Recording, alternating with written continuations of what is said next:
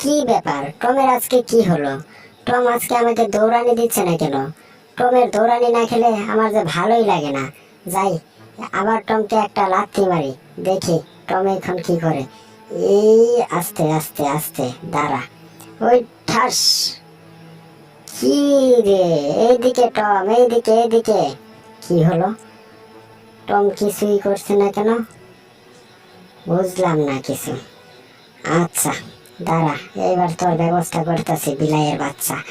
টান মেরে তোর চামড়া ছিঁড়ে নিব, তারপর দেখি তোর কেমন লাগে।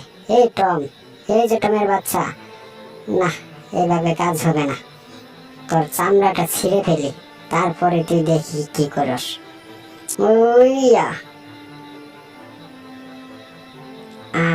এবার ঠিক আছে।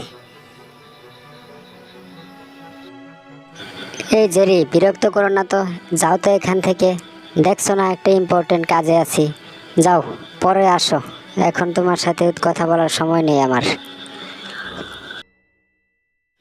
না, দেখি তো টম এখানে কি দেখছে এমন ভাবে। আমাকে তো বিষয়টা দেখতেই হবে। টম কি আমাকে অত্যাচার না করলে তো আমার ভালোই লাগে না। দেখি বিষয়টা, টম এখানে কি দেখছে এত মনোযোগ দিয়ে। এই টম, কি দেখছো? কই, আমি তো কোনো কিছু দেখতে পাচ্ছি না।